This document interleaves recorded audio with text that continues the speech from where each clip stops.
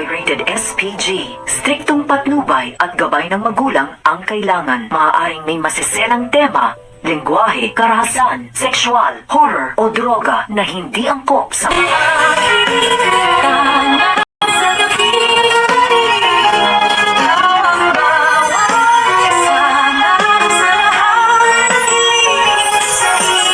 Magandang araw! Sobrang ngang nakakadismaya ang pagkampi ni Lyneth kay Dr. Carlos at pati itong si Annalyn ay mukhang hindi na rin niya kayang ipaglaban. Dahil mas pinipili pa rin ni Lyneth na pakinggan ang mga kasinungalingan ng Dr. Carlos na kahit itong si Annalyn ay nasasaktan at naaapektuhan na rin. Sinubukan pa nga ni Annalyn na ipaglaban at magbibigay ng katwiran kay Lyneth, ngunit hindi na rin plano ni Lyneth na pakinggan siya, kaya't itong si Annalyn ay sobrang nalungkot sa ginagawa ng kanyang sariling ina. At umabot pa nga sa punto na mismo itong si Lyneth ay pinipilit niya na humingi ng tawad itong si Annalyn kay Dr. Carlos, na kahit alam ni Annalyn na wala talaga siyang kasalanan at walang dahilan para humingi ng tawad dito. Kaso nga lang ay mapipilitan siya sa kagustuhan na rin ng kanyang nanay Lyneth. At umabot na nga sa punto ng kanyang lola Susan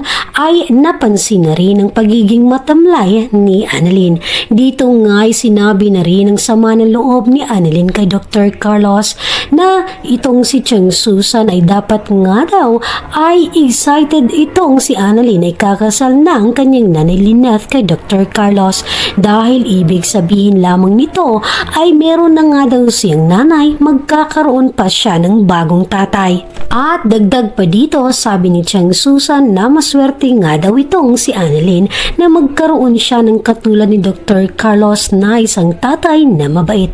Ngunit hindi naman sang-ayon itong si Annalyn, dahil sa ngayon ay parang ayaw talaga niya na matuloy ang kasalan ng kanyang nanay Lyneth at ni Dr. Carlos. Dito nga ay mismo inamin ni Annalyn na hindi na siya boto kay Dr. Carlos para sa kanyang nanay Lyneth, kaya't kung pwede ay pipigilan nga niya ito at hindi niya ito papayagan na matuloy, dahil panigurado sa huli ay ang kanyang nanay Lyneth lamang ang mahihirapan, lalong-lalo na kapag nakita ni Lyneth ang buong tunay na pagkatao ni Dr. Carlos. Kaso nga lang, mukhang mahihirapan itong si Chang Susan na paniwalaan ang sasabihin ni Annalyn sa kanya.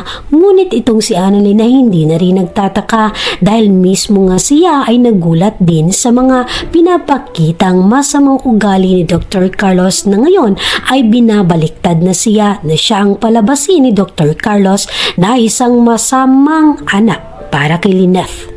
Pero sa katunayan ay mas gustuhin pa nga daw ni Annalyn na maging single forever ang kanyang nanay kesa mapunta daw kay Dr. Carlos, dahil ang pinakaayaw niya ay maging malungkot at maging miserable ang kanyang nanay sa kamay ni Dr. Carlos, dahil pakiramdam ni Annalyn na itong si Dr. Carlos ay katulad daw ni Moira. At nakakasigurado din si Annalyn na ang kanyang nanay Lyneth ay pahihirapan lang din ni Dr. Carlos, lalong-lalo na kahit anong sabi pa ni Lyneth na hindi niya mahal na si Obeng, ay baka hanggang sa dulo ay magsiselos pa rin itong si Dr. Carlos sa kanyang tatay Robert. Kaya't mas mabuti pang susubukan ni Annalyn na kumbinsin ng kanyang nanay Lyneth na ipagpaliban nga daw ang kasal, lalong-lalo na malapit na itong mangyari at ayaw niya na baka sa huli ang pagsisisi. Matagal na ngang sinabi ni Annalyn na sumuko na siya na muling magkabalikan ng kanyang nanay at tatay.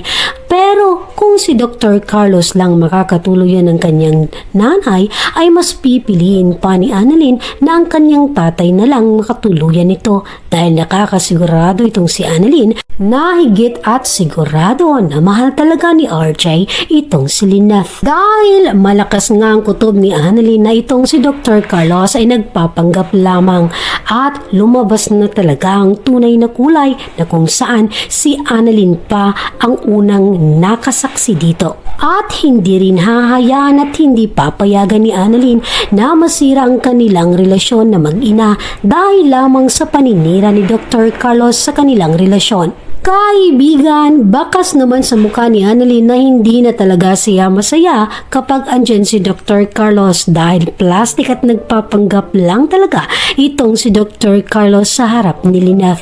At pinalabas pa ni Dr. Carlos na mukhang si Annalyn pa ang masamang anak dahil nakuha na nga itong mambastos sa kanya at hindi daw siya nire-respeto. Ito nga ang patunay na hindi pa nga kasal si Lynette at Dr. Carlos ay gusto na agad ni Dr. Carlos kontrolin ang nararamdaman ni Lynette laban sa kanyang anak na si Annalyn na kung saan ito ang kinatatakutan ni Annalyn na mangyari na pati ang kanyang nanay Lynette ay malayo na rin ang loob sa kanya. Kaya't hanggat meron pa daw panahon ay pipigilan at huwag sana matuloy ang kasalan ng dalawa kahit pa na magalit ang kanyang nanay Lynette. Ang kapalit naman ito ay maligtas niya ang kanyang nanay Lynette laban sa mapagpanggap na Dr. Carlos. Mga kaibigan, ang malaking tanong, hanggang saan kaya magbulag-bulagan at magbingi-bingian itong si Lynette para lamang mapakinggan at sundin ang lahat ng gusto ni Dr. Carlos kahit nasasaktan na ang kanyang anak. Kaya't sabay-sabay nating abangan ang susunod na mga pangyayari at huwag kalimutan mag-like at subscribe para always updated dito sa paborito nating abot kamay na pangarap. Maraming salamat po. God bless!